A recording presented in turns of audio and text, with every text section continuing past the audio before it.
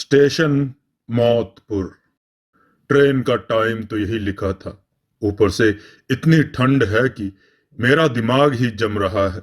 कसम से तबादला लेकर पछता रहा हूं। तभी स्टेशन मास्टर को ट्रेन के हॉर्न की आवाज सुनाई दी। उसने जब सामने देखा तो ट्रेन तेज रफ्तार से धूल उड़ाते हुए आ रही होती है। स्टेशन मास्टर भी ट्रेन को आता देख हाथ में लिए हरी लालटेन को हिलाने लगता है और उसे तेज रफ्तार ट्रेन के साथ एक और चीज देखी जो ट्रेन की रफ्तार से ही उसके पास आ रही थी। स्टेशन मास्टर बोला, ये क्या बला है जो इतनी तेज रफ्तार ट्रेन के साथ दौड़ रही है? अरे, ये तो मेरी तरफ ही आ रही है। स्टेशन मास्टर इससे पहले कुछ समझ पाता, उस चीज ने एक चीख के साथ स्टेशन मास्टर के जिस्म से गुजरते हुए स्टेशन मास्टर के चीथड़े उड़ा दिए। 24 साल बाद। अनिल बोला, पूरे स्टेशन शमशान की तरह सुनसान पड़ा हुआ है। ना आदमी है और ना ही कोई परिंदा। बस यही एक इंसान दिखा है। जरा पूछूं तो मेरी ट्रेन किस प्लेटफॉर्म पर आने वाली है? अनिल बोला, सुनिए भाई साहब, ये मुंबई जाने वाली ट्रेन किस प्लेटफॉर्म पर आएगी? हेलो भाई साहब, आप सुन रहे हैं? कोई जवाब ना आने पर अनिल उस शख्स के और करीब गया, लेकिन उसने जो देखा उसे देख उसके पैरों तले जमीन खिसक गई। वह शख्स अपने हाथ को लहूलुहान कर स्टेशन पर लिखे नाम भोजपुर को काट कर उसकी जगह मौतपुर लिख रहा था। पागल आदमी बोला, भाग जा यहां से। वो वो आएगी और तेरे जिस्म को भी चीरते हुए निकल जाएगी। अगर अपनी जान प्यारी है तो जा, चला जा यहां से। इतना कहकर वह पागल शख्स खुद ही भाग गया कि तभी अजय की पीठ थपथपाते हुए किसी ने कहा। स्टेशन मास्टर बोला, आप कौन है और इस वक्त यहां स्टेशन पर क्या कर रहे हैं? अनिल ने कहा, एक्चुअली मुझे मुंबई जाना है। ये ये रही मेरी टिकट। अब मुझे पता नहीं है कि ये ट्रेन किस प्लेटफॉर्म पर आएगी। आप कुछ बता सकते हैं? स्टेशन मास्टर ने कहा, अच्छा, तो तुम हो वो पहले यात्री जो 24 साल बाद इस स्टेशन से अपनी ट्रेन पकड़ेगा? अनिल ने कहा, 24 साल बाद? ये क्या बोल रहे हैं आप? स्टेशन मास्टर बोला, हाँ, क्योंकि इन 24 सालों में स्टेशन पर एक भी ट्रेन नहीं रुकी, और अगर रुकी भी तो उसने किसी को जिंदा नहीं छोड़ा। अनिल बोला, ऐसा क्या हुआ था 24 साल पहले, और कौन लोगों को जिंदा नहीं छोड़ेंगे? स्टेशन मास्टर साहब, मुझे डर लग रहा है। स्टेशन मास्टर बोला, डरते क्यों हो? उसने अपना इंतकाम ले लिया है। अब वो किसी को नहीं मारेगी। चलो, मैं तुमको स्टेशन की कहानी सुनाता हूं। वैसे भी तुम्हारी ट्रेन आने में अभी वक्त है। तो आज से 24 साल पहले यहां एक स्टेशन मास्टर मनोहर था। ये कहानी मित्रों फ्लैशबैक में चलेगी। मनोहर बोला, बेटी लक्ष्मी, आज फिर तेरी वजह से लेट हो जाऊंगा मैं। रोज तू ऐसा ही करती है। लक्ष्मी बोली, पिताजी, बस 1 मिनट लीजिए। पहले आप ये स्वेटर पहनिए और मफलर भी। बाहर बहुत सर्दी है। अगर मैं ना रहूं तो आप 2 दिन में अपनी तबीयत खराब करके बैठ जाएंगे। मनोहर बोला, हाँ हाँ, देख रहा हूं। तू बेटी से धीरे धीरे मेरी मां बनती जा रही है। तू तो शादी करके अपने घर चली जाएगी। मुझे तो अकेला ही रहना है। लक्ष्मी बोली, मैं कहीं नहीं जाने वाली आपको छोड़ के। और अगर किसी ने मुझे आपसे दूर करने की कोशिश भी की तो मैं उसका खून पी जाऊंगी। मनोहर बोला, तेरा गुस्सा हमेशा नाक पर रहता है। पता नहीं अपने पति का क्या हाल करेगी तू। चल अब मैं चलता हूं, मेरी ट्रेन आने वाली है। अगर टाइम से सिग्नल नहीं दिया तो हजारों पैसेंजर खामखा परेशान होंगे। सुरेश बोला, यार अमन, घंटों से ऐसे ही चले जा रहे हैं, क्या बकवास ट्रेन है ये। हम तीनों के अलावा और कोई नहीं है पूरे कंपार्टमेंट में, राहुल ने कहा। हाँ अमन, सुरेश बिल्कुल ठीक कह रहा है। अरे, जब अकेले ही जाना था तो गाड़ी से जाते, ये ट्रेन में खटर खटर करते हुए आने की क्या जरूरत थी। अमन बोला, अरे चुप बैठो तुम दोनों, बहुत सुन ली तुम्हारी। जिन लड़कियों से बात करी थी साथ चलने की, वो तो आई नहीं, तो इसमें मैं क्या कर सकता हूं।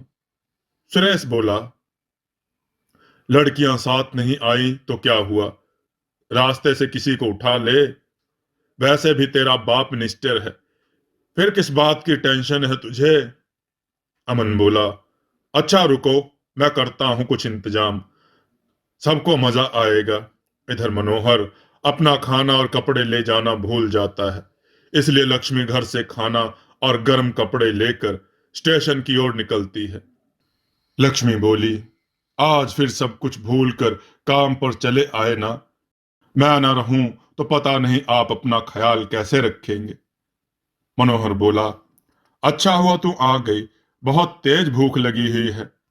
मनोहर ने जब भूख की बात करी तो लक्ष्मी ने मनोहर को खाने का डिब्बा, स्वेटर और मफलर पकड़ाते हुए कहा, अच्छा रुको, मैं अभी पानी लेकर आती हूं, फिर दोनों साथ खाना शुरू करेंगे।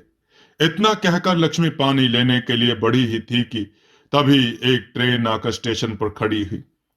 स्टेशन पर गूंजती हुई आवाज, यात्रीगण कृपया ध्यान दें, मुंबई जाने वाली ट्रेन प्लेटफॉर्म नंबर 2 पर आ चुकी है।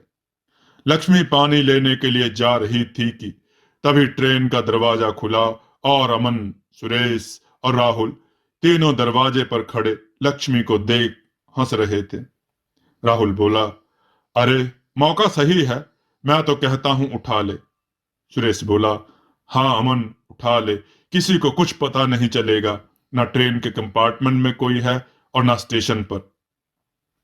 जब किसी को कुछ पता ही नहीं चलेगा तो फिर डर कैसा। और भूल मत, तेरा बाप मिनिस्टर है, मिनिस्टर। राहुल और सुरेश की बातें सुन अमन ने दबे पैरों से लक्ष्मी को दबोच लिया और जबरदस्ती उसे अपने साथ ट्रेन के अंदर ले जाने लगा, जिसमें राहुल और सुरेश भी उसकी मदद करने लगे। लक्ष्मी चिल्लाते हुए बोली, पिताजी बचाओ मुझे, पिताजी, ये लोग जबरदस्ती मुझे ट्रेन के अंदर ले जा रहे हैं। लक्ष्मी की चीख सुनकर मनोहर तुरंत ही लक्ष्मी को बचाने दौड़ पड़ा, लेकिन तब तक अमन, राहुल और सुरेश लक्ष्मी को ट्रेन के अंदर लाकर दरवाजा बंद कर चुके थे। मनोहर बोला, मेरी बेटी को छोड़ दो, मैं तुम्हारे हाथ जोड़ता हूं, छोड़ दो मेरी बेटी को। मनोहर अपनी बेटी को बचाने के लिए गिड़गिड़ाता ही रहा कि ट्रेन भी चलने लगी। मनोहर भी ट्रेन के साथ साथ दौड़ने लगा। लक्ष्मी किसी तरह खुद को बचाकर खिड़की के पास आ गई और वह अपने पिता को देख रोते हुए बोली, पिताजी मुझे बचा लो, ये लोग बहुत गंदे लोग हैं। लक्ष्मी रोते हुए बोल रही थी कि अमन ने लक्ष्मी के बाल पकड़े और खिड़की से दे मारा, जिससे उसके सर से खून निकलने लगा। लक्ष्मी के साथ यह सब होता देख मनोहर को सदमा लग गया, लेकिन ट्रेन की रफ्तार इतनी तेज हो चुकी थी कि मनोहर का पैर फिसला और एक चीख के साथ ट्रेन की ट्रेन ने उसके भी टुकड़े कर दिए। अपने पिता की चीख सुनकर लक्ष्मी को पता चल गया कि उसके पिता अब इस दुनिया में नहीं रहे हैं। उसने थोड़ी सी हिम्मत दिखाई और अमन का मुंह नोचकर वह दरवाजे पर आ खड़ी हुई और उन तीनों से कहा, जिस तरह तुमने मेरी दुनिया उजाड़ दी है, मैं भी तुमको मिट्टी में मिला दूंगी, याद रखना। मैं जब तक तुम लोगों के खून से नहा नहीं लेती, मेरी आत्मा को शांति नहीं मिलेगी। अनिल बोला, पर आपने तो कहा था कि लक्ष्मी ने अपना बदला ले लिया है, उसने तो ट्रेन के आगे कूद कर अपनी जान दे दी थी, फिर उसका बदला कब पूरा हुआ। स्टेशन मास्टर बोला, लक्ष्मी की मौत के बाद उसकी आत्मा इस स्टेशन से गुजरने वाली हर ट्रेन का पीछा करती है और जो भी उसके रास्ते में आता वह उसके चिथड़े उड़ा देती है। इस डर से पैसेंजर ने यहाँ उतरना बंद कर दिया और धीरे धीरे ट्रेन भी यहाँ रुकने इस डर से पैसेंजर ने यहाँ उतरना बंद कर दिया और धीरे धीरे ट्रेनें भी यहाँ नहीं रुकने लगी। लेकिन फिर उस ऊपर वाले ने अपना इंसाफ दिखाया और 24 साल बाद फिर से वो तीनों एक साथ इसी रास्ते से मुंबई जा रहे थे। लक्ष्मी बोली, आज मैं खून से नहाऊंगी, तुम तीनों की मौत से नहाऊंगी। आज वो दिन आ गया है, तुमने मुझे बर्बाद कर दिया, मुझसे सब कुछ छीन लिया, मैं तुम्हें जिंदा नहीं छोड़ूंगी। थोड़ी सी देर में लक्ष्मी ने राहुल सुरेश की गर्दन को उनके धड़ से अलग कर दिया और वह तड़प तड़प कर मर गए। लक्ष्मी ने जिस भयानक तरीके से राहुल और सुरेश को मारा था, वो देखकर अमन की रूह कांप गई। वो तुरंत लक्ष्मी की आत्मा के सामने गिड़गिड़ाता हुआ बोला, मुझे मत मारो, मुझे माफ कर दे, मुझे माफ कर दे। मैंने अपने दोस्तों के बहकावे में आकर बहुत बड़ी गलती कर दी थी। मैं अपने गुनाह के लिए बहुत शर्मिंदा हूं। मैं बस अपने पापा को ढूंढने जा रहा था। अगर पता होता कि तू मेरी मौत बनकर मेरा इंतजार कर रही है, तो मैं कभी इस रास्ते से नहीं गुजरता। लक्ष्मी बोली, मुझे पता था कि तू अपने बाप को ढूंढता हुआ इस रास्ते से जरूर गुजरेगा, इसलिए मैंने तेरे बाप को पहले से ही अपने पास रखा हुआ है। तो देख। अमन ने जब लक्ष्मी की निगाहों का पीछा किया तो उसने अपने सामने अपने मिनिस्टर पिताजी को देखा, जो अपनी बाहें फैलाए अमन को गले लगाने को तैयार थे। लक्ष्मी बोली, जिस तरह मेरे पिताजी मुझे तड़पता देख मर गए, उसी तरह तेरे पिताजी भी तुझे तड़पता देख कर मर जाएंगे। अपने पिता को बाहें फैलाए देख अमन उनके गले लगने ही वाला था कि लक्ष्मी अमन के जिस्म में तेजी से गुजरते हुए निकलती है और उसके जिस्म के चिथड़े उड़ा देती है, जिसे देखकर अमन के पिता की चीख निकल जाती है और वह पागल हो जाते हैं। अनिल बोला, तो वो जो पागल मैंने देखा था, वो अमन का बाप मिनिस्टर है।